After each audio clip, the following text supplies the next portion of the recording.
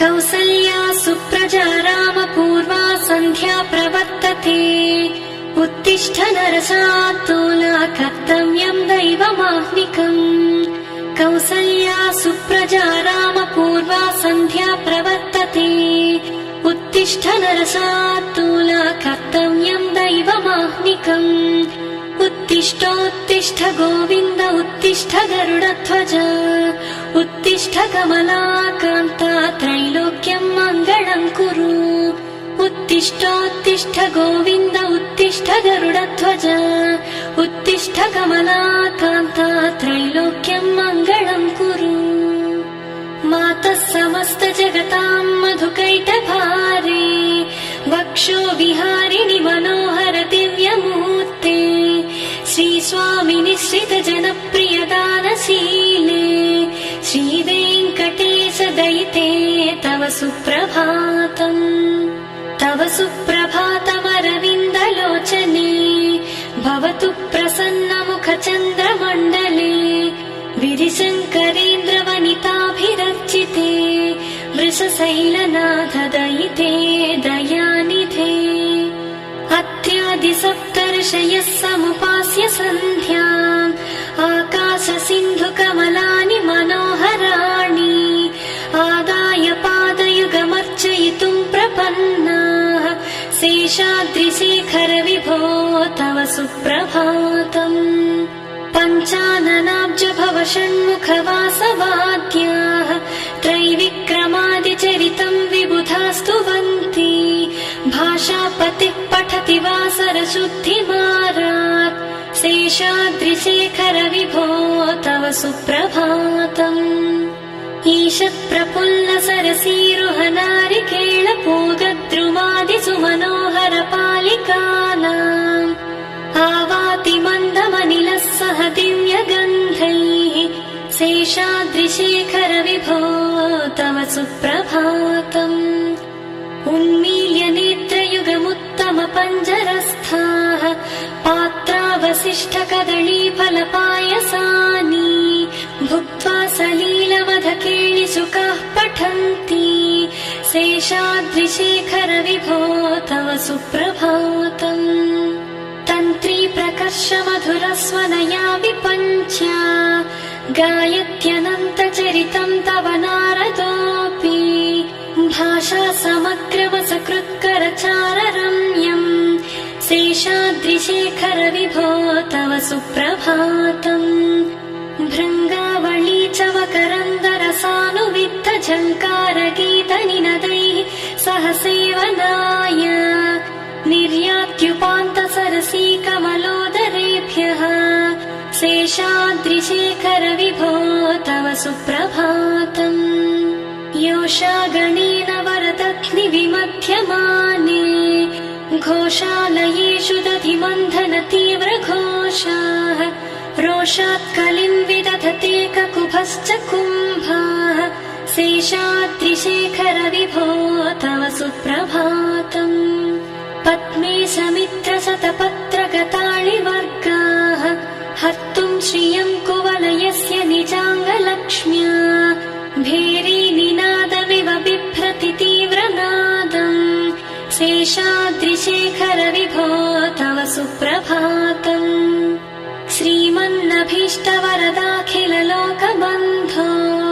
श्री श्रीनिवास जगदेकदयैक सिन्धो श्रीदेवताग्रह भुजान्तर दिव्यमूर्ते श्रीवेङ्कटाचलपते तव सुप्रभातम् श्रीमन्नभीष्टवरदाखिललोकबन्धो श्री श्रीनिवास जगदेकदयैक सिन्धो श्रीदेवताग्रह भुजान्तर दिव्यमूर्ते श्रीवेङ्कटाचलपते तव सुप्रभातम् श्रीस्वामि पुष्करिणिकाप्लव निर्मलाङ्गाः श्रेयोद्धिनो हर विरिञ्चि सनन्दनाद्याः द्वारे वसन्ति वरवेत्र हतोत्तमाङ्गाः श्रीवेङ्कटाचलपते तव सुप्रभातम् श्रीशेषशैलगरुडाचल वेङ्कटाद्रि नारायणाद्रि वृषभाद्रि शेषाद्रिमुख्याम् आख्याम् त्वदीयवसतेरनिशं वदन्ति श्रीवेङ्कटाचलपते तव सुप्रभातम् सेवा परा शिव सुरेश कृशानुधर्म रक्षोऽम्बुनाथ पवमान धनाधिनाथाः बद्धाञ्जलि प्रविलसन्निज शेषदेशाः श्रीवेङ्कटाचलपते तव सुप्रभातम् घाटीषु ते विहगराज मृगाधिराज नागाधिराज गजराज हयाधिराजाः स्वस्वाधिकारमहिमाधिकमर्थयन्ते श्रीवेङ्कटाचलपते तव सुप्रभातम् सूर्येन्दुभौमबुधवाक्पति काव्यसौरि स्वर्भानुकेतु दिविषत्परिषत्प्रधानाः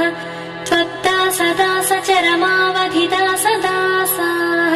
श्रीवेङ्कटाचलपते तव सुप्रभातम् त्वत्पादधूलिभरितस्फुरितोत्तमाङ्गाः स्वर्गापवर्गनिरपेक्षनिजान्तरङ्गाः कल्पागमाकलनयाकुलतां लभन्ते श्रीवेङ्कटाचलपते तव सुप्रभातम् त्वद्गोपुराग्रशिखराणि निरीक्षमाणाः स्वर्गापवर्गपदवीं परमाश्रयन्तः मत्या मनुष्यभुवने मतिमाश्रयन्ते श्रीवेङ्कटाचलपते तव सुप्रभातम् श्रीभूमिनायक दयादिगुणामृताब्धे देवादिदेव जगदेक शरण्यमूर्ते श्रीमन्ननन्त गरुडाधिविरचिताङ्घ्रे श्रीवेङ्कटाचलपते तव सुप्रभातम् श्रीपद्मनाभ पुरुषोत्तम वासुदेव वैकुण्ठमाधव जनार्दन चक्रपाणि श्रीवत्स चिह्न शरणागत पारिजात श्रीवेङ्कटाचलपते तव सुप्रभातम् कन्दर्पदर्पहर सुन्दर दिव्यमूर्ते कान्ताकुचाम्बुरुह कुट्मललोल दृष्टे कल्याण निर्मल गुणाकर दिव्यकीर्ते श्रीवेङ्कटाचलपते तव सुप्रभातम् मीनाकृते कमठकोल नृसिंहवर्णिन् स्वामिन् परश्वथ तपोधन रामचन्द्र शेषांस राम यदुनन्दन कल्किरूप श्रीवेङ्कटाचलपते तव सुप्रभातम्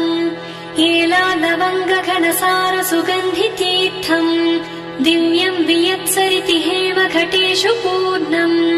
धृत्वाद्यवैदिक शिखामणयः प्रहृष्टाः तिष्ठन्ति वेङ्कटपते तव सुप्रभातम्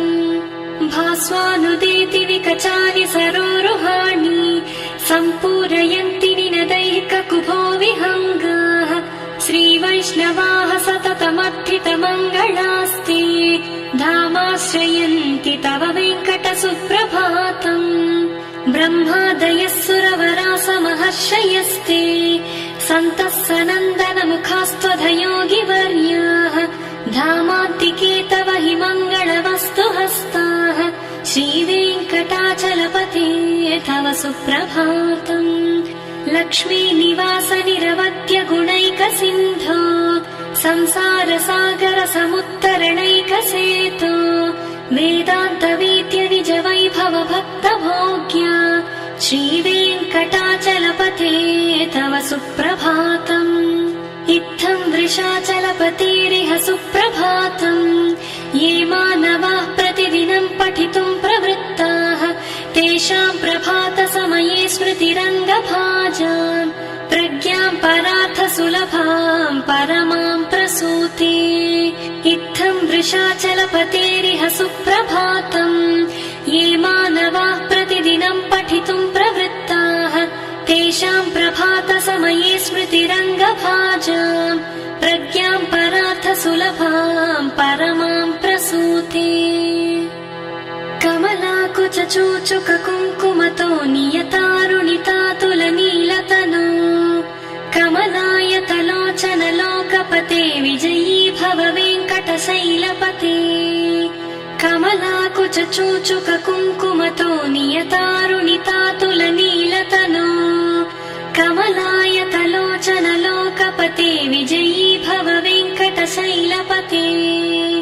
चतुर्मुख षण्मुख पञ्चमुख प्रमुखाखिल दैवतमौलिमणे शरणागत वत्सल सारनिधे परिपालय मां वृषशैलपते अतिवेलतया तव दुर्विषहैः अनुवेलकृतैरपराधसतैः भरितं त्वरितं वृषशैलपते परया कृपया परिपाहि हरे अधिवेङ्कटशैलमुदारमतेर्जनताभिमताधिकदानरतात् परदेवतया गदितान् निगमै कमलादयितान्न परं कलये कलवेणुरवावस गोपवधू शतकोटिवृतात् स्मरकोटिसमात् प्रतिपल्लविकाभिमतात् सुखदात् वसुदेव सुतान्न परं कलये अभिराम गुणाकर दासरथे जगदेकधनुद्धर धीरमते रघुनायक राम रमेश विभो वरदो भवदेव दया जलधे अवनीतनया कमनीयकरं रजनीकर चारुमुखाम्बुरुहम् रजनीचर राजतमो मिहिरं महनीयमहं रघुराममये सुमुखं सुहृदं सुलभं सुखदं स्वनुजं च सुखायममोघसरम् असहाय रघुत्वहमन्यमहं न कथं च न कञ्चन जातु भजे विना वेङ्कटेशं ननाथो ननाथः सदा वेङ्कटेशं स्मरामि स्मरामि हरे वेङ्कटेश प्रसीद प्रसीद प्रियं वेङ्कटेश प्रयच्छ प्रयच्छ विना वेङ्कटेशं ननाथो ननाथः सदा वेङ्कटेशं स्मरामि स्मरामि हरे वेङ्कटेश प्रसीद प्रसीद प्रियं वेङ्कटेश प्रयच्छ प्रयच्छ अहं दूरतस्ते पदाम्भोजयुग्म प्रणामेच्छया गत्य सेवां करोमि सकृत्सेवया नित्यसेवाफलं त्वं प्रयच्छ प्रयच्छ प्रभो वेङ्कटेश अज्ञानिना मया दोषानशेषान् विहितान् हरे क्षमस्वत्वं क्षमस्वत्वं शेषशैलशिखामणे अज्ञानिना मया दोषानशेषान् विहितान् हरे क्षमस्वत्वं क्षमस्वत्वं शेषशैलशिखामणे ईशानां जगतोऽस्य वेङ्कटपतिर्विष्णोः परां प्रेयसीं तद्वक्षस्थल नित्यवासरसिकां तत्क्षान्तिसंवर्धिनीं पद्मालङ्कृतपाणिपल्लवयुगां पद्मासनस्थां श्रियं वात्सल्यादिगुणोज्ज्वलां भगवतीं वन्दे जगन्मातरम् ईशानां जगतोऽस्य वेङ्कटपतिर्विष्णोः परां प्रेयसीं तद्वक्षस्थल नित्यवासरसिकां तत्क्षान्तिसंवर्धिनीं पद्मालङ्कृतपाणिपल्लवयुगां पद्मासनस्थां श्रियं वात्सल्यादिगुणोज्ज्वलां भगवतीं वन्दे जगन्मातरम् श्रीमन्कृपाजलनिधे कृत सर्वलोक सर्वज्ञ शक्तनत वत्सल सर्वशेषिन् स्वामिन् सुशील सुलभाश्रित पारिजात श्रीवेङ्कटेश चरणौ शरणं प्रपद्ये श्रीमन्कृपाजलनिधे कृत सर्वलोक सर्वज्ञ शक्तनत वत्सल सर्वशेषिन् स्वामिन् सुशील सुलभाश्रित पारिजात श्रीवेङ्कटेश चरणौ शरणं प्रपद्ये आनूपुरार्चित सुजात सुगन्धि पुष्प सौरभ्य सौरभकरौ समसन्निवेशौ सौम्यौ सदानुभवनेऽपि नवानुभाव्यौ श्रीवेङ्कटेश चरणौ शरणं प्रपद्ये सद्यो विकासि समुदित्वर सान्द्र राग सौरभ्य निर्भर सरोरुह साम्यवात्ताम् सम्यक्षु साहस पदेषु विलेखयन्तौ श्रीवेङ्कटेश चरणौ शरणं प्रपद्ये रेखामयध्वज सुधा कलशात पत्र वज्राङ्कुशाम्बुरुह कल्पक शङ्ख चक्रैः भव्यैरलङ्कृत तलौ परतत्त्व चिह्नैः श्रीवेङ्कटेश चरणौ शरणं प्रपद्ये ताम्रोदरद्युति पराजित पद्मरागौ बाह्यैर्महोभिरभिभूत महेन्द्र नीलौ उद्यन्नखांशुभिरुदस्त शशाङ्कभासौ श्रीवेङ्कटेश चरणौ शरणं प्रपद्ये सप्रेम भीति कमलाकर पल्लवाभ्याम् संवाहनेऽपि सपदि क्लममादधानौ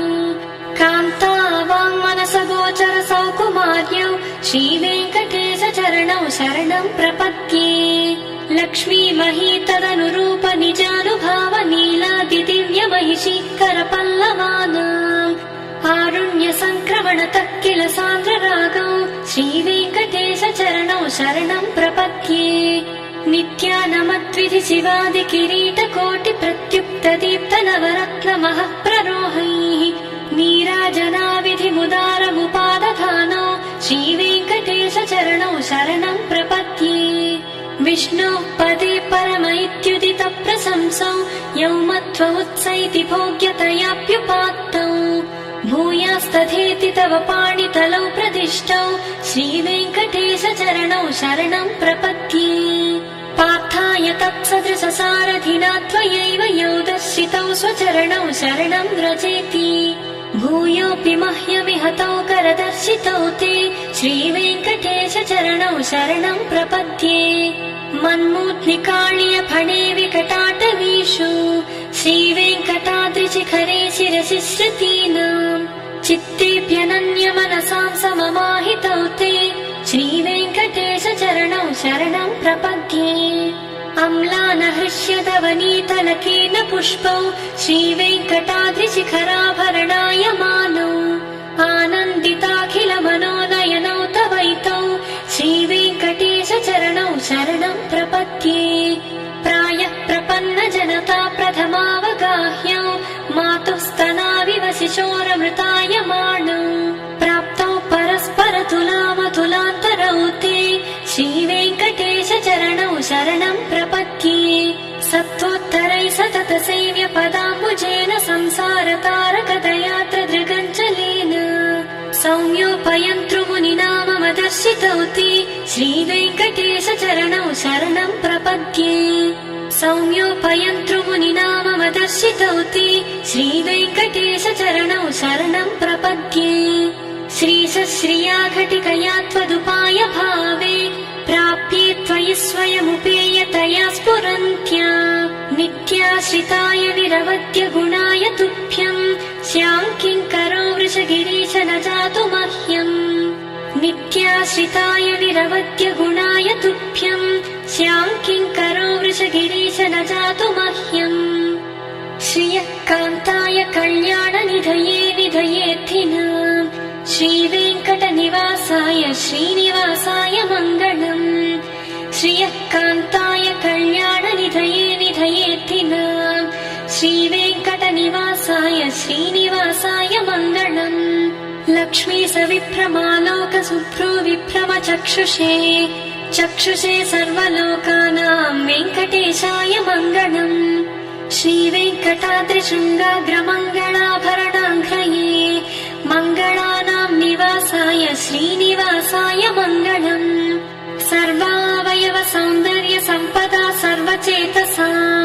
सदा सम्मोहनायास्तु वेङ्कटेशाय मङ्गलम् नित्याय निरवध्याय सत्यानन्द चिदात्मने सर्वान्तरात्मने श्रीमद्वेङ्कटेशाय मङ्गलम् नित्याय निरवध्याय सत्यानन्द चिदात्मने सर्वान्तरात्मने श्रीमद्वेङ्कटेशाय मङ्गलम् स्वतः सर्वविदे सर्वशक्तये सर्वशेषिणे सुलभाय सुशीलाय वेङ्कटेशाय मङ्गलम् परस्मै ब्रह्मणे पूर्णकामाय परमात्मने प्रयुञ्जे परतत्त्वाय वेङ्कटेशाय मङ्गलम् अकालतत्त्वमश्रान्तमात्मनामनुपश्यताम् अतृप्त्यमृतरूपाय वेङ्कटेशाय मङ्गलम् प्रायः स्वचरणौ पुंसां शरण्यत्वेन पाणिना कृपयातिशते श्रीमद्वेङ्कटेशाय मङ्गलम् दयामृततरङ्गिण्यास्तरङ्गैरिव शीतलैः अपाङ्गैः सिञ्चते विश्वं वेङ्कटेशाय मङ्गलम् षड्भूषाम्बरहेतीनां सुषमावहमूर्तये सर्वार्तिशमनायास्तु वेङ्कटेशाय मङ्गलम् श्रीवैकुण्ठविरक्ताय सुताय स्वामी पुष्करिणी तटे रमया रममाणाय वेङ्कटेशाय मङ्गलम् श्रीमत्सुन्दर जामातृमुनिमानसवासिने सर्वलोकनिवासाय श्रीनिवासाय मङ्गलम् मङ्गलाशासन परैर्मदाचार्य पुरोगमैः सर्वैश्च पूर्वैराचार्यैः सत्कृतायास्तु मङ्गलम्।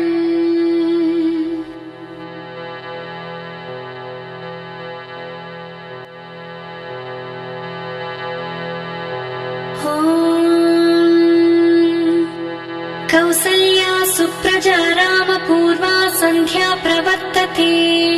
उत्तिष्ठ नरशार्दूल कर्तव्यं दैवमाह्निकम्। कौसल्या सुप्रजा